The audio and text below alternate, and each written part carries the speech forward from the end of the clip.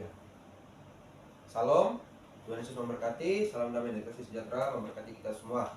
Kami dari kelompok 1 Ilmu Sosial Dasar dengan dosen pengampu Yakobus Jolanelis MSOS dari Prodi Pendidikan Agama Katolik Setakat Negeri Pontianak angkatan 2023. Kami kelompok 1 ini terdiri dari 6 orang. Yang pertama itu saya sendiri sebagai moderator, Nacha Hizkia Jericho dengan NIM 23101147, dan rekan saya Putri Petronila dengan nomor induk mahasiswa 23101179. Saya Afila Eva dengan induk mahasiswa 23101025. Saya Febriani Dwi Aura dengan NIM 23101163. Saya Valeria Natalia dengan NIM 23101212. Saya Donata Kelsey dengan NIM 23101049. Oke, jadi pada makalah kami yaitu terdiri dari kata pengantar dan daftar isinya itu bab 1 pendahuluan yang kami kutip 3 poin. Poin pertama itu latar belakang, poin kedua itu rumusan masalah, dan yang ketiga itu tujuan penulisan. Bab 2 ada pembahasan. Pembahasan juga kami mengutip 3 poin. Yang pertama, apa itu moderasi beragama. Yang B, tujuan dan nilai-nilai moderasi. Yang C, manfaat moderasi beragama. Dan yang bab 3 itu ada penutup yang berisi kesimpulan dan saran. Yang pertama itu pendahuluan.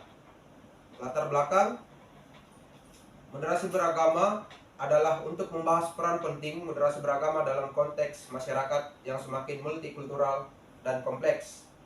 Dalam era globalisasi dan kemajuan teknologi komunikasi, interaksi antar budaya dan antar agama semakin meningkat. Hal ini dapat menghasilkan konflik antar agama dan intoleransi yang dapat membahayakan stabilitas sosial dan perdamaian. Moderasi beragama adalah pendekatan yang menekankan pentingnya toleransi, penghargaan terhadap perbedaan, dan dialog antar agama. Tujuan dari makalah ini adalah untuk menjelaskan konsep moderasi beragama, menyoroti pentingnya pendekatan ini dalam mewujudkan harmoni antar agama, serta memberikan contoh-contoh implementasi moderasi beragama dalam kehidupan sehari-hari.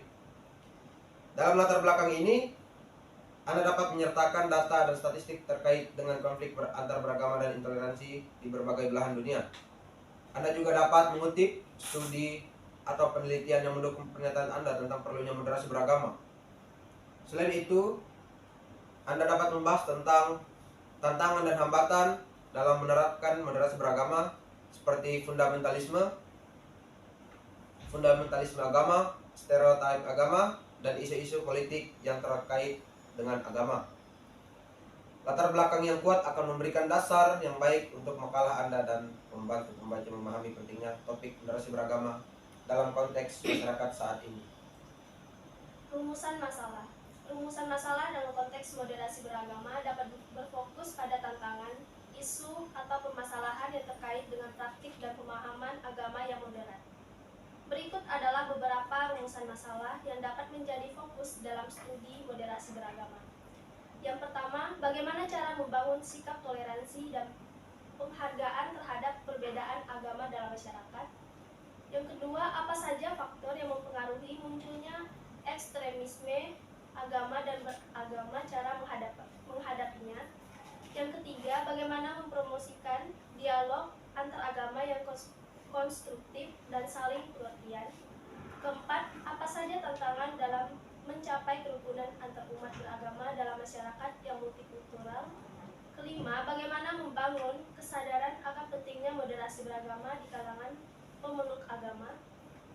6. Apa dampak ekstremisme agama terhadap kerukunan sosial dan bagaimana mencegahnya. Yang ketujuh, bagaimana memperkuat kerjasama antar umat beragama dalam mencapai tujuan bersama seperti perdamaian, keadilan sosial, dan kesejahteraan masyarakat. Yang kedelapan, bagaimana membangun pemahaman yang seimbang dan tidak ekstrem terhadap ajaran agama. 9.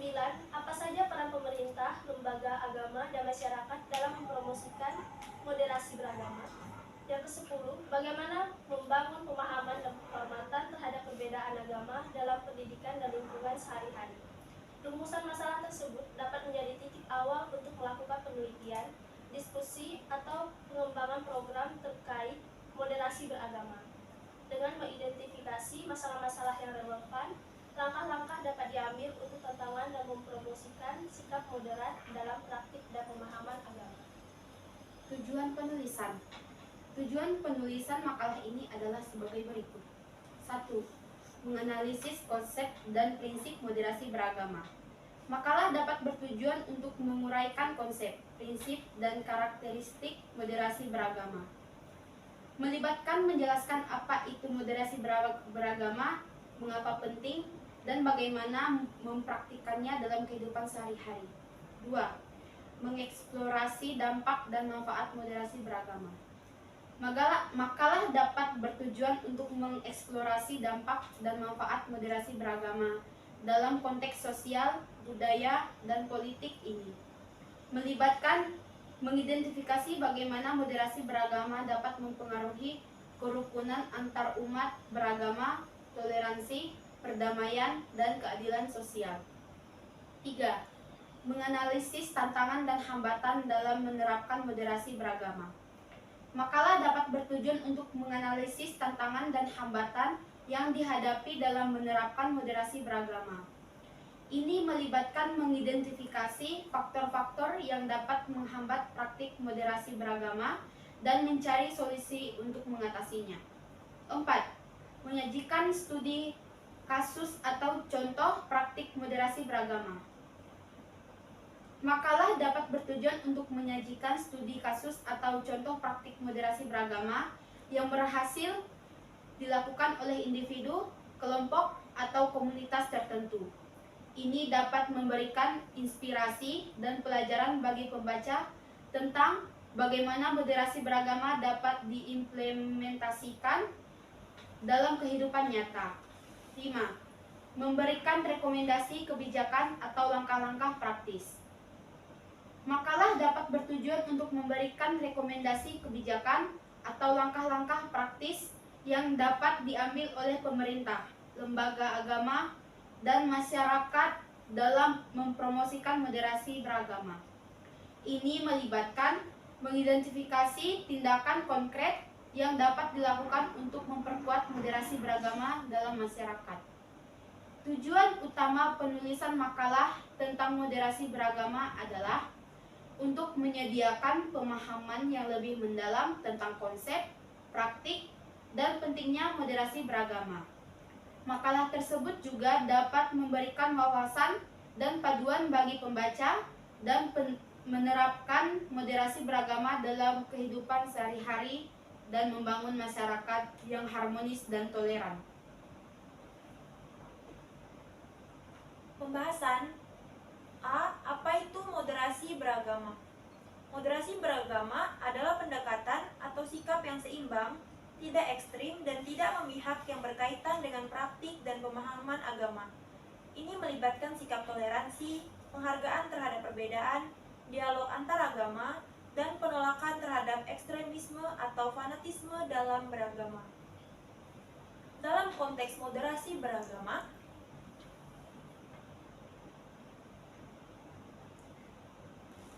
individu atau kelompok cenderung menghindari sikap yang ekstrim atau radikal dalam praktik keagamaan mereka.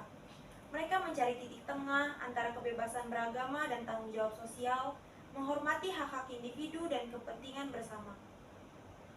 Moderasi beragama juga melibatkan pengakuan bahwa pluralitas agama dan keyakinan adalah bagian dari realitas sosial yang harus dihormati dan dihargai. Ini mendorong dialog antar agama, saling pengertian, dan kerjasama antar pemeluk agama yang berbeda untuk mencapai tujuan bersama yang lebih besar seperti perdamaian, keadilan sosial, dan kesejahteraan masyarakat. Dalam konteks masyarakat yang multikultural dan multireligius, moderasi beragama menjadi penting untuk membangun kerukunan antar umat beragama, mencegah konflik agama, dan mempromosikan toleransi serta penghargaan terhadap perbedaan. Pentingnya moderasi beragama adalah untuk menciptakan harmoni, kerukunan, dan perdamaian dalam masyarakat yang beragam. Ini